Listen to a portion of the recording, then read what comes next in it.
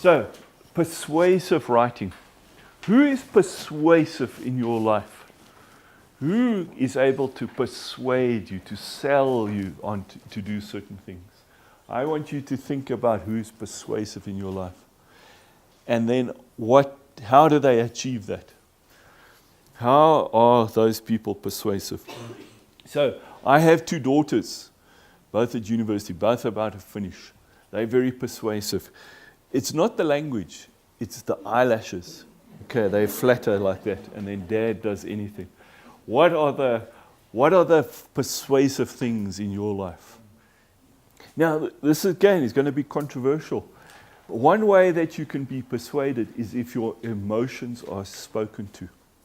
Think about, don't think about science and grant proposals. Just think about, say, advertising.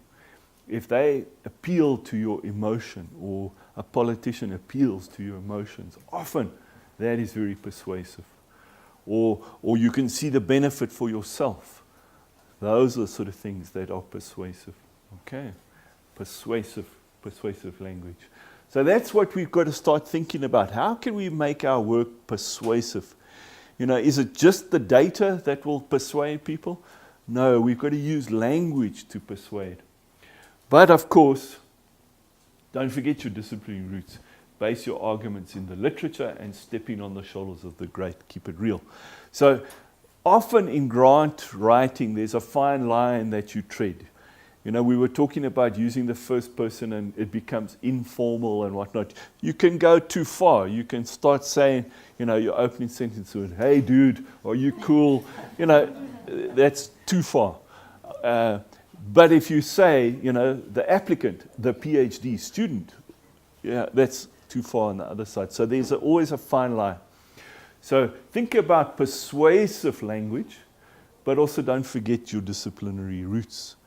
Any proposal that's written without quoting the literature will not get funded, I believe. There's no rule that says that. But, if you don't talk about the literature, how do I know that you're working at the cutting edge? Think of Matt Might's diagram. How do I know that you're there? You have to quote the literature. And be very careful, depending on what's it called, the format, Harvard, whatever, that referencing format. If you say Smith 2006, somewhere you must give me the full reference, the bibliography of what Smith is, because I want to go and check that. Often a reviewer will, maybe not every single one, but wants to go and check that you are talking about real papers and that you are at the cutting edge. Okay, so make sure. Yes. No, that's the type of thing I would do always at the NRF. I'd at least check one. I would go and check. Yeah. All right. So literature. Some more tips on how to write persuasively before we get to that next page. Vary your sentence length. Vary your sentence length. Use adjectives and adverbs, and talk to the emotion. Those are 4 things that you can do. Vary your sentence length. What do I mean by that? Good academic writing. Okay? There's a sentence that has got like 3 sub, what do they call, phrases, etc., and goes on, and it can end up a whole paragraph long. Excellent, detailed, boring writing. Okay, use short sentences.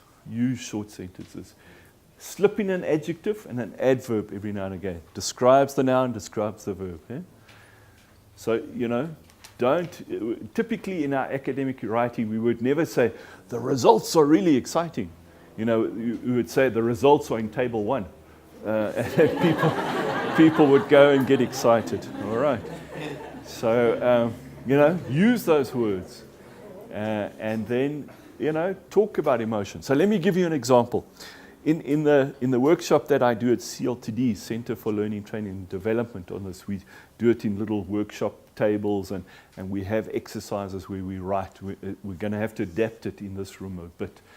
But the one young academic was working on the Birth to 20 project. I don't know if you've come across that.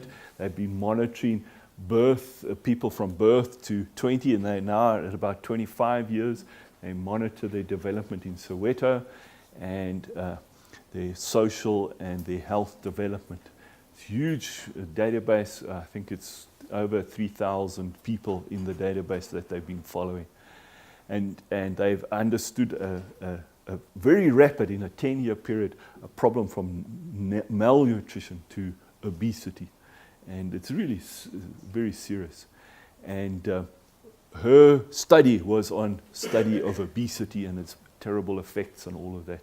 And her, in her practice her opening statement was, "Obesity kills," full stop. And then went on to explain the study. So you see a short sentence, it captures your attention, it's shocking, obesity kills, it grabs people's attention. Now if you wrote your whole proposal like that, you probably wouldn't get funded either. But first impressions count a lot. When I stood up at the very first time and greeted you, you form an impression of me. And it's very difficult for me to shift that as time goes on. The same with your proposal. If not in your title, if not in your abstract, certainly in the first section, which is usually the research question, you need to capture people's attention. If you get that attention going from the reviewer, then you've got a very good chance of getting funded. If you lose that person in those first few sentences, your chance of success must go down. All right. So that's where you use this persuasive language and you capture their attention.